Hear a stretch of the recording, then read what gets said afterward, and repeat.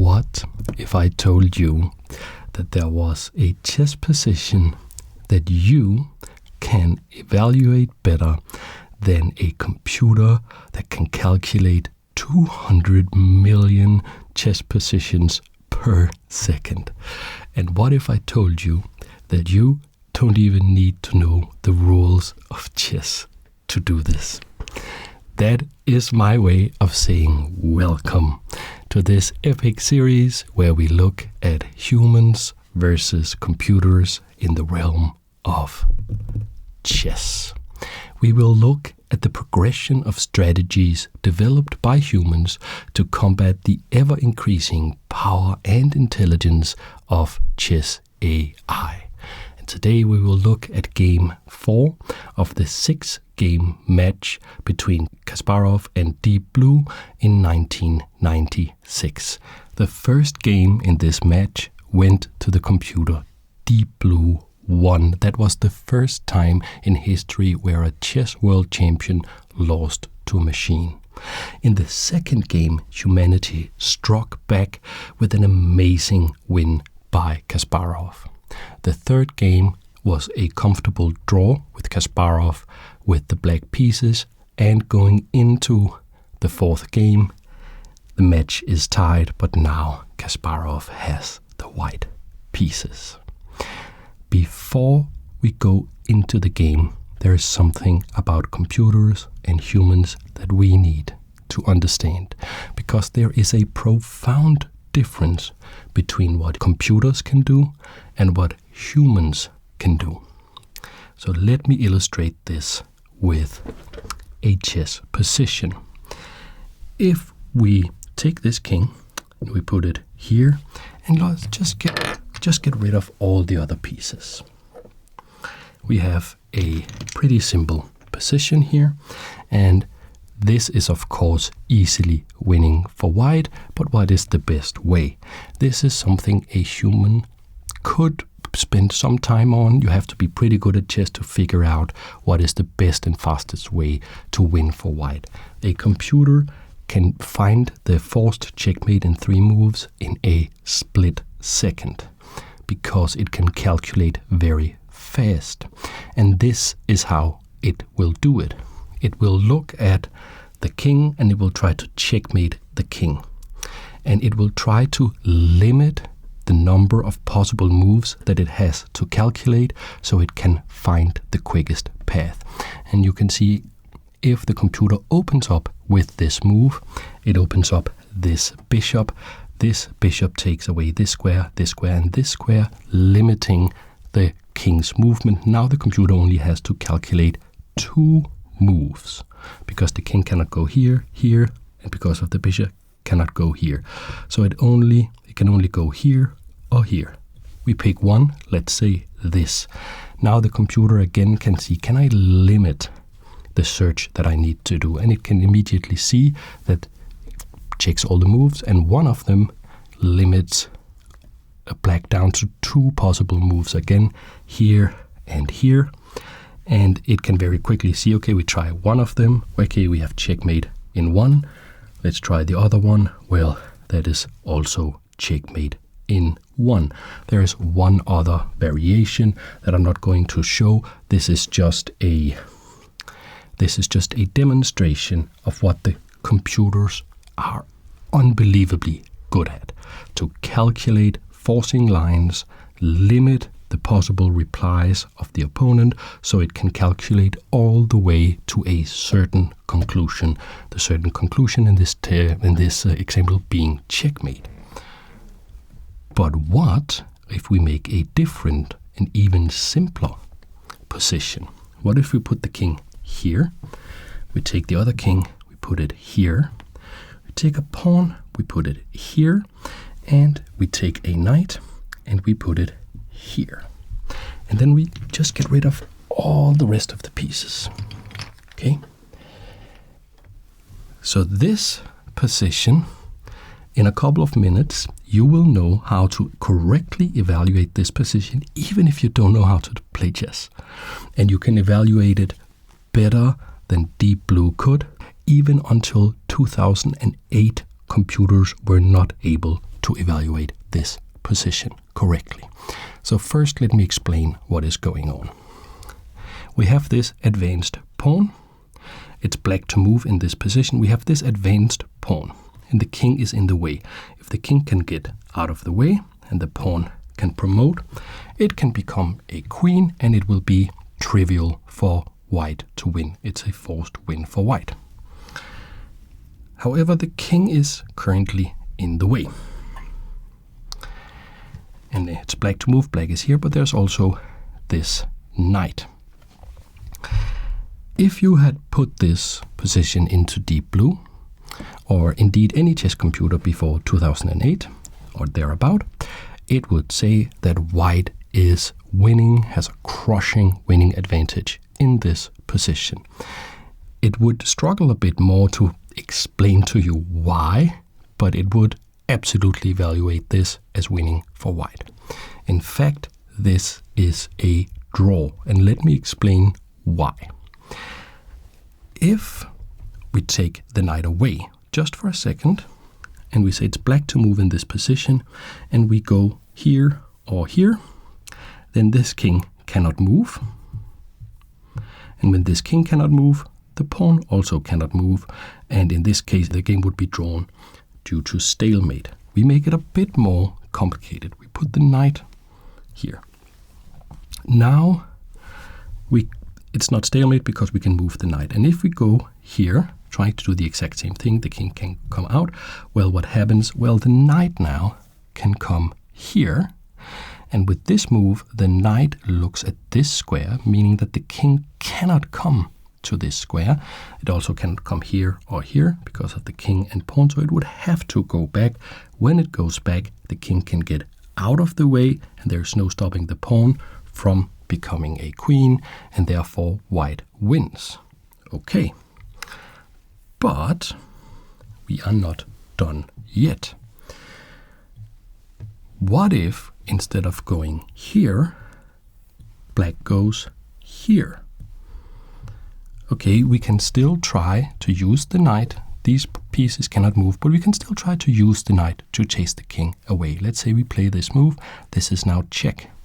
The king goes back, and now the knight will try to find some way to stop the king from just going back and forth between these two squares.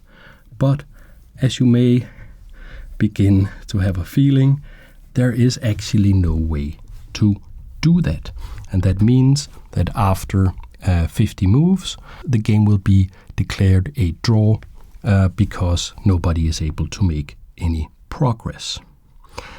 Why? How did we know?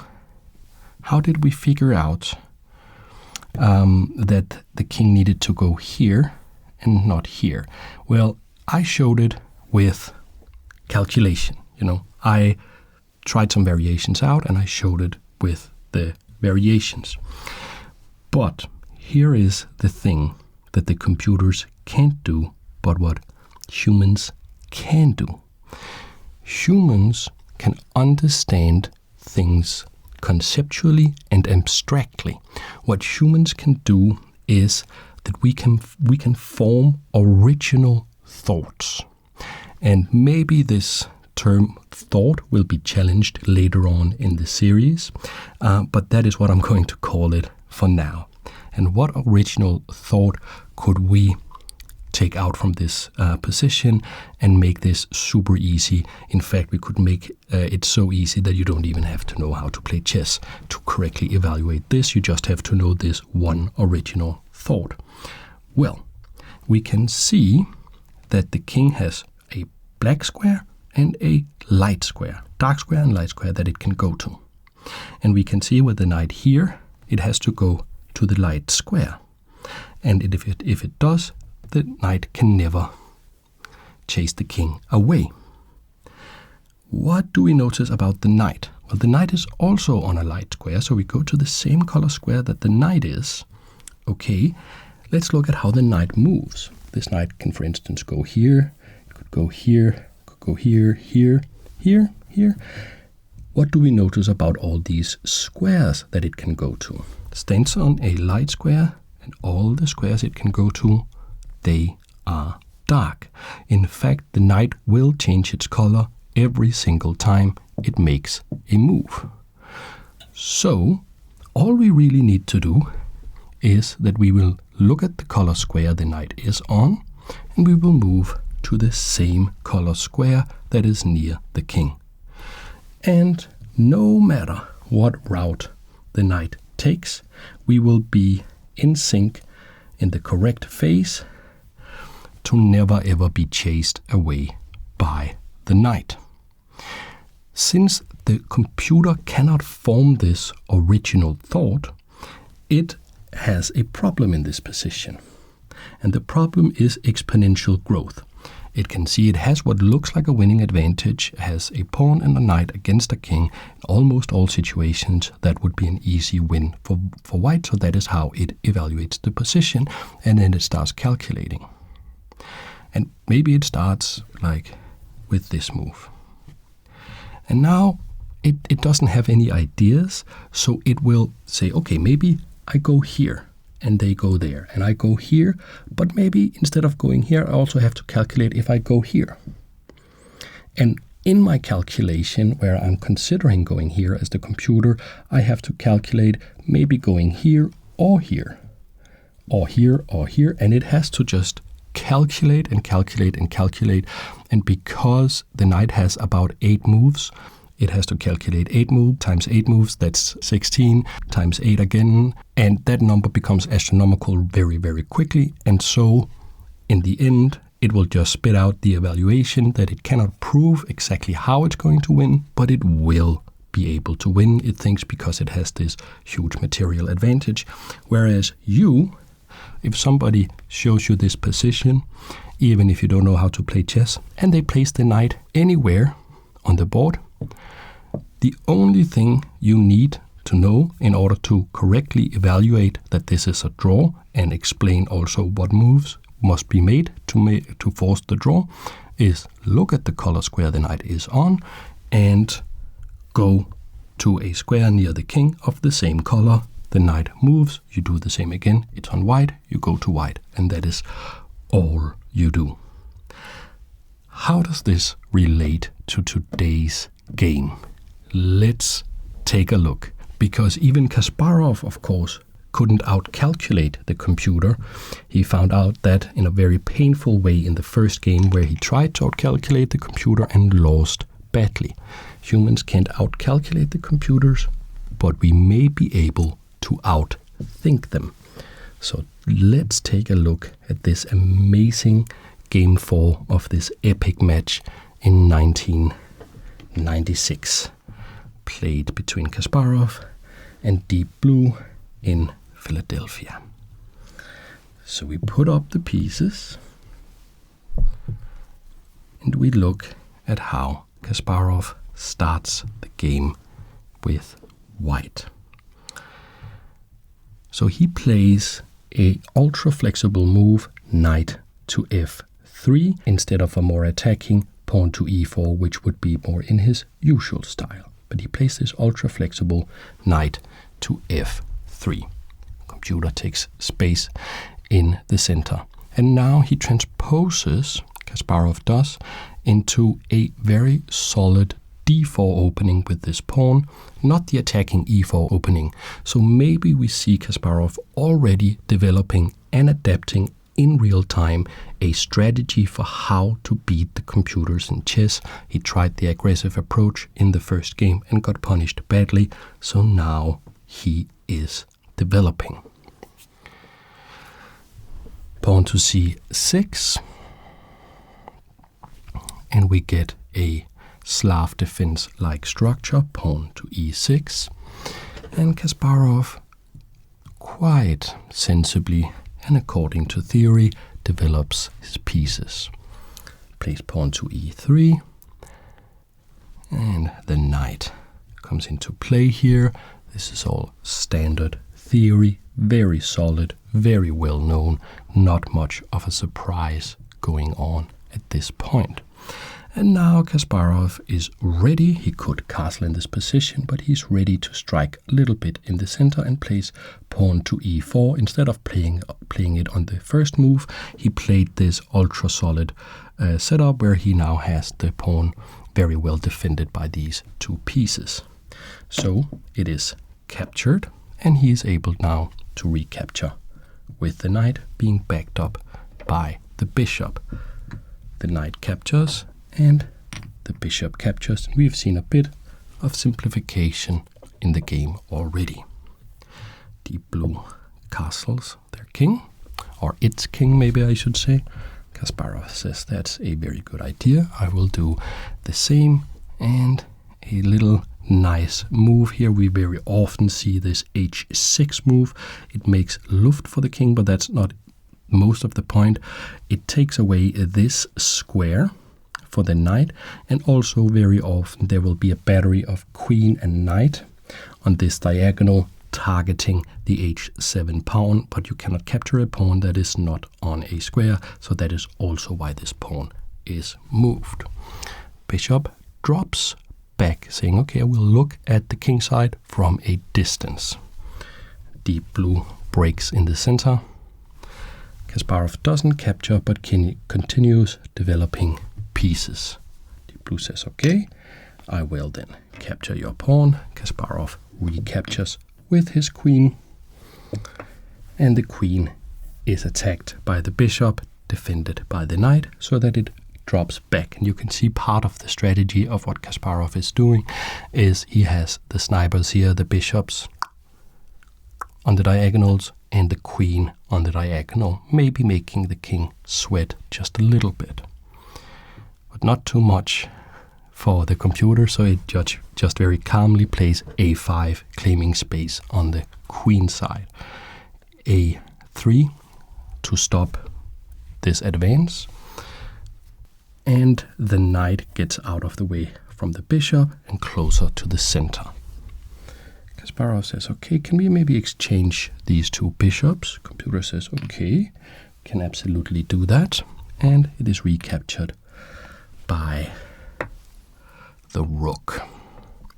See more development with the bishop coming out, attacking this knight, and the knight jumps into the center, is attacking the bishop, and is nicely defended by the rook and the queen.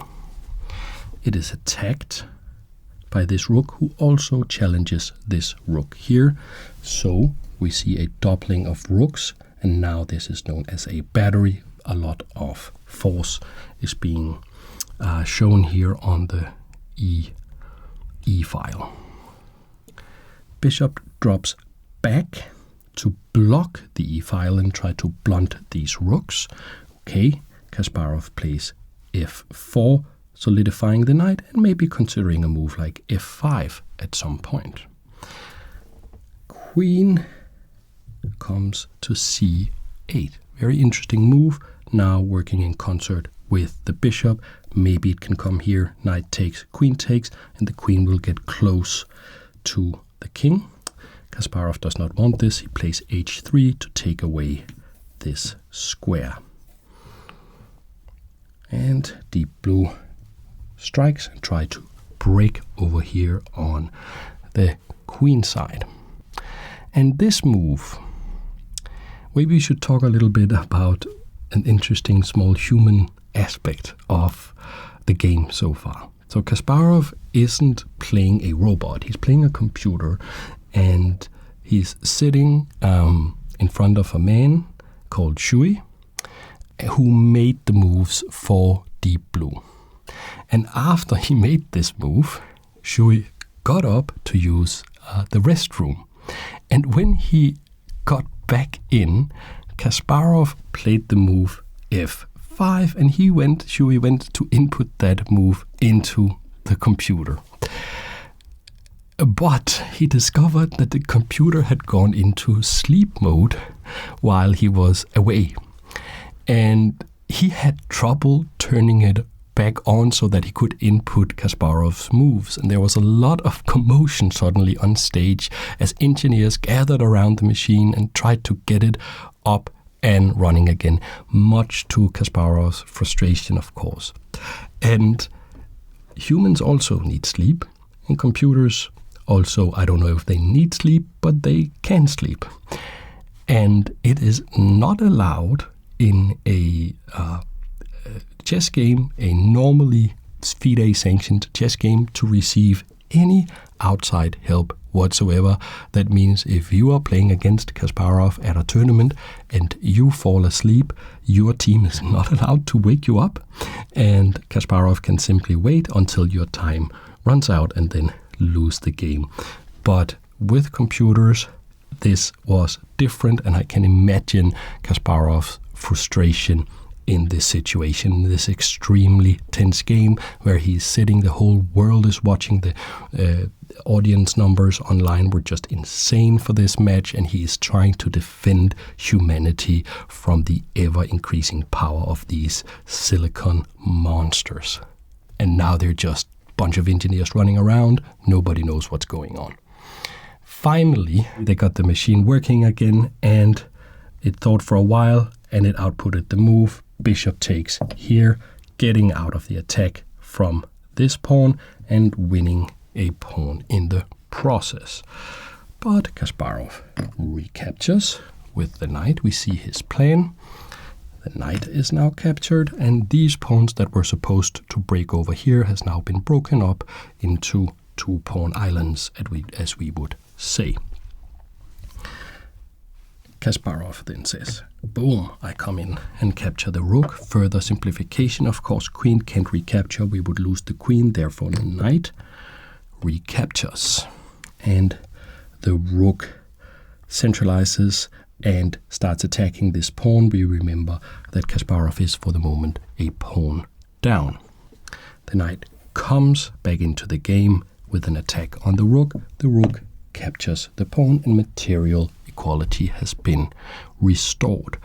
But at the cost of this knight now being able to come into the center where it can exercise a lot of influence. This is what we call an octopus knight. It attacks 8 critical squares. Right now, the queen is up for grabs, so it has to move, and it goes here to e5. Queen gets developed, and the rooks start thinking about a possible checkmate on this square. So a little bit of aggression by Kasparov. This is, of course, easily parried with f6. So he's not really trying to checkmate the computer. He's using these threats as a tactical device to further his strategy. Now these pawns are a little worse. He drops back with his queen, having achieved a small goal. The computer plays very cunning, very nice move. King to h7, getting out of potential pins and attacks on the light squared diagonal.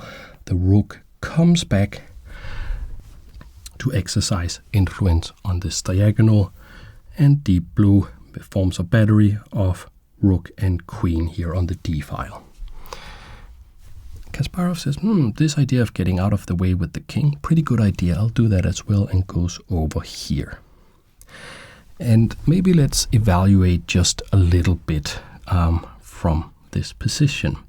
We have complete material equality, except for the imbalance of knight being worth about 3 pawns versus bishop being worth about 3 points. So they're about equally strong, but they are different. We have 3 pawns versus 3 pawns on the king side, all connected.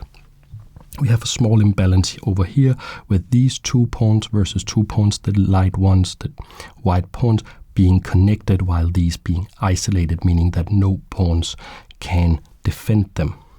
So a small disadvantage for the computer in this position, but of course king is very safe, queen and rook very strong, and this knight is tremendously strong here in the center, being protected by the pawn, the queen, the rook, and having this octopus effect of having this area of damage of these 8 squares it can go to. The queen goes to c7. Kasparov drops back with his queen, and the computer drops back even further now, maybe targeting this pawn just a little bit. And the pawn is defended by this bishop move. Bishop coming here, attacking here, and opening up defense from the queen. This pawn is defended, or is attacked rather, so it is moved, and perhaps this could become a runner and threaten to become a queen at some point. Now this knight is a little more loose, since it's not defended by the pawn, so the bishop comes here with an attack on the knight. And interestingly, pawn to c4 is pushed, which allows rook takes pawn. So what is that about? That is where we see just the incredible strength of the machine. So it gave up this pawn, and it looks like not much is going on, but there is a beautiful move that the machine can play here, that it can find due to the ability to calculate millions and millions of moves. And it is this bizarre looking move, knight coming to b4, where it looks like it can just be captured by the pawn. But if you notice this queen, you notice it takes away this square. The king cannot come here. And what does that mean? It means that if pawn takes, we have a check, and the king cannot escape, so you would have to put the queen in between. The rook would take the queen, the king would take the rook, and we would have a winning position for black. So it's not possible for Kasparov to take this knight. And when that is not possible, he is forced to play this move instead. Bishop coming back to f3, now defending against this deadly check, and therefore now threatening to actually capture the knight. But the knight now very nicely jumps in to d3, attacking the queen and attacking the b-pawn along with this queen. So the queen has to move, it is attacked, it goes here, getting closer to the king, but of course this pawn is now hanging, and deep blue is making nice progress. And maybe Kasparov is starting to feel the heat a little bit, because this is an active knight, this is an active queen, this is an active rook, and the combination of queen and knight is very dangerous when it gets close to a king. This is something that was first analyzed and understood by José Raúl Capablanca, who was a world champion. He was from Cuba, absolute genius, and he was world champion in the 1920s. And he said that this combination is extremely strong in the attack because the knight goes where the queen can't go, so they complement each other extremely, extremely well. Kasparov drops back with his queen, and maybe he is getting in trouble now, because the queen captures another pawn. And he's saying, okay, I'm giving up material now for this attack, threatening this checkmate. And again, we see him use the checkmate threats as a tactical device to further his strategic goal. The queen drops all the way back to defend, but what has happened in the meantime? This pawn is now completely free. It is a passed pawn. It looks like it can come down and become a queen. That means that in this position, Kasparov can no longer afford to be playing for a win. It looks like he may be losing. But what can he do? He could start playing for a draw. And he does it in this fashion. The rook comes to a7, looking at this, and the bishop is also making it possible for the rook to go to a8 and try to exchange for the other rook, maybe making it easier to catch this. Therefore, this knight jumps in, blocks off the queen, and attacks this bishop. Deep blue is thereby voluntarily giving up the pawn, and the queen moves up like this. So we have reached this position. And now it still looks as if black has a very, very nice position that it can pressure on for a long, long time. This is the sort of position that a player like Capablanca himself, or maybe Anatoly Karpov, these positional geniuses who just wants to play chess for 120 moves and just make the smallest improvements until your opponent has no possible good moves and will then lose in a long grind fest, as we would say. And the evaluation where the computer thinks it is significantly better in this position is based around this knight being far superior to this bishop. This knight is on a dark square where it is protected. That means that as long as this knight stays here, the bishop can never capture it. It's impossible. The bishop is forever trapped in the universe of half of the chessboard, namely the light squares. So this knight is superior to the bishop, and that is the idea. That is the advantage of black in this position.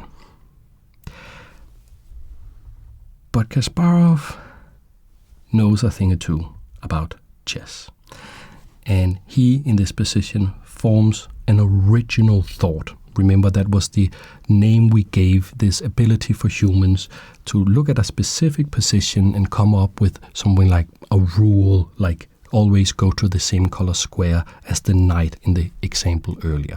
Come up with a new idea, a new thought, a new rule that is related exactly to what's going on at the chessboard in this moment, and fine-tune your evaluation with that. The rook here is worth 5 points. It can go to every single square on the chessboard and it is fast. The knight is worth 3 points. It can also go to every single square on the chessboard, but it is slow. What happens if Kasparov plays rook takes knight, sacrificing the exchange, being down now, for the moment, 2 pawns worth of material, which is quickly reduced to 1 pawn's worth of material because the queen can come in and recapture. Now the computer should be super happy because the rook is way stronger than the bishop. They're both fast, but this can go to every square on the chessboard. This can only go to half of the chessboard. But it's not that simple. Kasparov is very confident here. His queen is chased away. The queen moves, keeping in contact with everything. We see queen to f6 by deep blue, and now the concept starts to form for Kasparov. Now we see what it is that he is doing. The bishop comes here, attacks the rook comes here, threatening to come in and capture this pawn with what would certainly be a winning position, but bishop comes in here, defends the pawn, is defended by the pawn, and checks the king. The king has to go back. We see a couple more moves. Queen comes here, and now this rook has a big problem. You could imagine that it wanted to go here and try for some checks down here, but the problem is that this bishop cuts off the escape squares for the king, so we could very quickly fall to some back rank checkmate like this. So the rook can't really move all that much. Instead, we see queen centralizing itself. The queen is strong when it is centralized. The king just moves up, not allowing any checks on the back rank. The rook does try to come in. The bishop just drops back just for a moment, just to keep control of this checking square. So the queen goes back. And what can we say about this position?